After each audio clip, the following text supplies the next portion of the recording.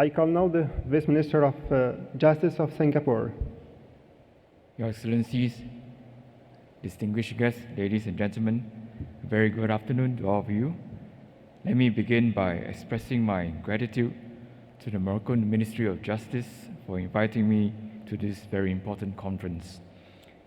Given that the theme of this year's conference is Justice and Investment, Challenges and Stakes, I thought I would share some thoughts on the role of multilateralism in improving justice and encouraging investment. Multilateral institutions have collectively contributed to peace, security, and international order that we have enjoyed for decades and have brought the world growth and prosperity. As we live in a world where the global order, strategic balances, and trade flows can shift and evolve, the rise of new cultural and economic influences will provide opportunities for the synergy of ideas and may lead us to develop new solutions to address the increasingly complex problems that we encounter today. New concepts and platforms for regional cooperation can emerge and present opportunities for groups of countries to work together to deepen economic cooperation, strengthen regional integration, and advance a collective position on issues that matter to all of us. While it may be necessary to reform multilateral institutions to bring them up to date and make sure that they reflect current economic and political realities, we should not abandon them. Our shared interest is to uphold the rules-based world order that we have built up, even as we navigate this new terrain together, so that we can sustain growth and development for all. This benefits countries big and small.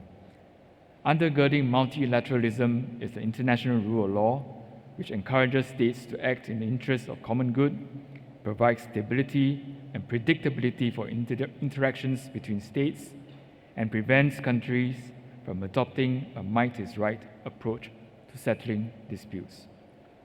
Therefore, even though Singapore is a small country, we have been an active and contributing member of multilateral groups such as ASEAN, the Forum of Small States, the Global Governance Groups, as well as the UN bodies.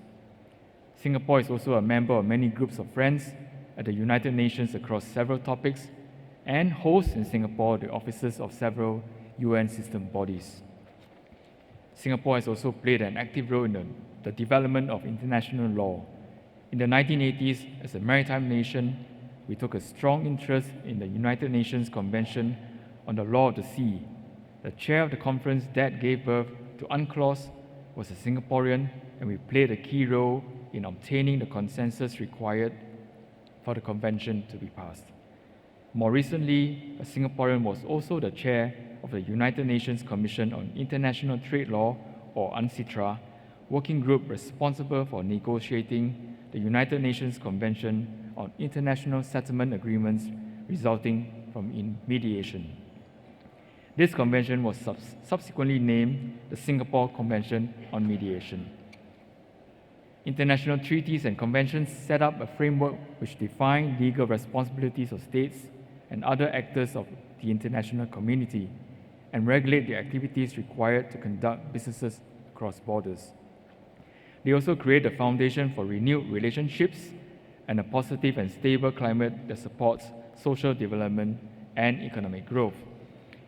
In the area of dispute resolution, international conventions have a major role to play, as seen by the success of the New York Convention on the Recognition and Enforcement of Foreign Arbitral Awards, as well as the Hague Convention on the Choice of Court Agreements, which provide the legal frameworks for cross-border recognition and enforcement of arbitration awards and court judgments, respectively.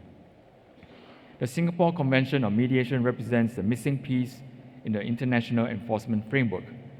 Mediation is rising in popularity as a means to resolve cross-border commercial disputes. It complements other modes of dispute resolution as it can be used in conjunction with litigation or arbitration. Mediation therefore brings about significant benefits such as reducing the instances where a dispute leads to a termination of commercial relationships, facilitating the administration of international transactions by commercial parties, and producing savings in the administration of justice by states. However, there was a long-standing obstacle of ensuring that the other party complies with their mediated settlement agreement, especially for cross-border contracts. The Singapore Convention on Mediation addresses the lack of an effective means to enforce cross-border commercial mediated settlement agreements. With that, businesses can now have greater assurance that mediation can be relied upon to settle cross-border commercial disputes, because mediated settlement agreements can be enforced more readily by the courts of contracting parties to the Convention and may also be invoked by a party as a defense against a claim. This will promote the use of mediation around the world and facilitate the growth of international commerce. On 7th August 2019, 46 countries signed the Singapore Convention on Mediation. Since then, 5 additional countries have signed the convention, bringing the total up to 51. This is a strong start. The Singapore Convention on Mediation is a powerful statement in support of multilateralism and demonstrates Singapore's commitment to the international community that we belong to. We may be a small country with limited manpower and no natural resources, but nevertheless, we do our best to contribute to upholding the world order. The strong support for the Singapore Convention shows that countries recognize the importance of having international rules-based mechanisms to deal with disputes, as well as the relevance of mediation as a useful means of international commercial dispute resolution. It demonstrates that countries are capable of achieving consensus with effort, creativity, and leadership. We welcome more parties to sign the Singapore Convention, and I would be more than happy to meet up with delegations who are interested to find out more.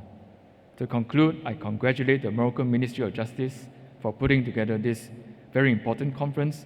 It provides a platform for the fruitful exchange of experience and expertise. I look forward to sharing our knowledge, perspectives, and insights on law and justice. Thank you very much.